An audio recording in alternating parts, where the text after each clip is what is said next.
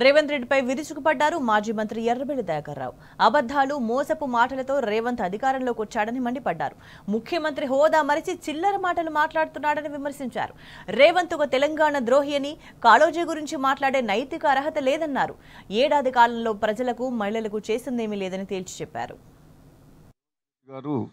నేను ఒకటే అడగదలుచుకున్నా, నువ్వు అబద్ధాలతోటి, మోసపు మాటలతోటి గుళ్ళల్లో ప్రమాణం చేసి, ఎక్కడికి పోయి ఏ టెంపుల్ పోయే ప్రమాణాలు చేసి నువ్వు అధికారంకి వచ్చావు.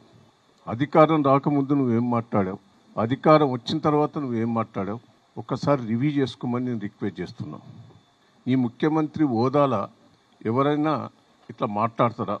ఒక చిల్లరగా, ఒక అబద్ధాల కోరు, ఒక చీటర్ మాట్లాడినట్టు నువ్వు ఉన్నావు. నువ్వు అసలు వాస్తవంగా నువ్వు చీటర్వే. కానీ ఆ మాటలు ఇంకా ముఖ్యమంత్రి స్థాయిలో కూడా మాట్లాడటం అది పద్ధతి కాదు.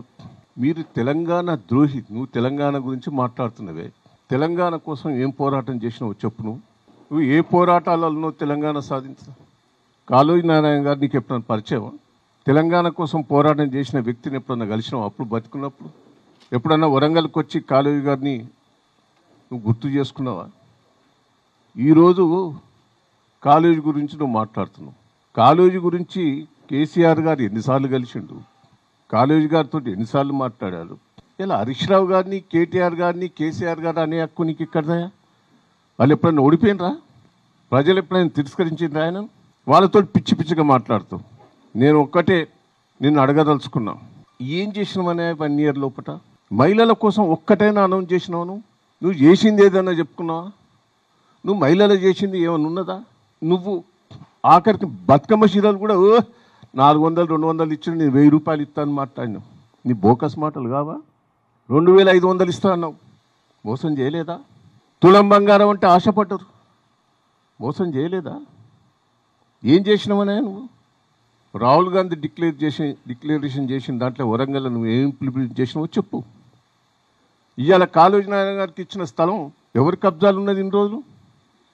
దాని మీద పోరాటం చేసింది మేము. మీ కాంగ్రెస్ వాళ్ళు కబ్జా చేస్తే పోరాటం చేసి కాళోజీ నారాయణకి ఇచ్చింది మేము. కాంగ్రెస్ పార్టీ మంత్రులు వచ్చారా? ఇలా సంవత్సరం ఉత్సవం తుమ్మల నాగేశ్వరరావు వచ్చారా? ఉత్తమ్ వచ్చాడా? మీ మంత్రులు ఎవరు రాలే? ఆఖరికి వరంగల్ జిల్లా ఎమ్మెల్యే మాధవరెడ్డి కూడా పాల్గొనలే. ఇదో ఉత్సవం.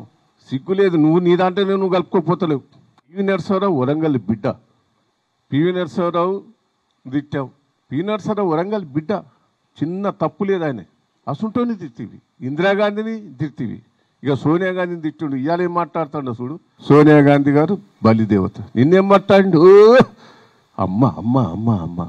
సిగ్గు లేదు బిడ్డ. నిన్ను ఢిల్లీకి రాణిస్తలేరు. 30 సార్లు పోయిండ్రు, ఇంటికి కూడా రాణిస్తలేరు. సిగ్గు లేదు నీకు? రాహుల్ గాంధీ నీకు అపాయింట్మెంట్ ఇచ్చిండా? సోనియా గాంధీ అపాయింట్మెంట్ ఇచ్చిండా? ఇంతవరకు మంత్రివర్గం ఇస్తుందని చేయను. నీకు ఢిల్లీలో అపాయింట్మెంట్ దొరుకుతలేదు. వీడికి వచ్చి ఉపన్యాసాల మీద ఉపన్యాసాలు దంచుతావు. నువ్వు తెలంగాణలో ఒక గంజాయి మొక్క బిడ్డ. కేసీఆర్ ఒక పెద్ద మర్రి చెట్టు, అది గుర్తుపెట్టుకో. ఎప్పుడో పీకి అవతల బారిస్తావు నీ మొక్కను. కాంగ్రెస్ వాళ్ళే పీకెత్తారు.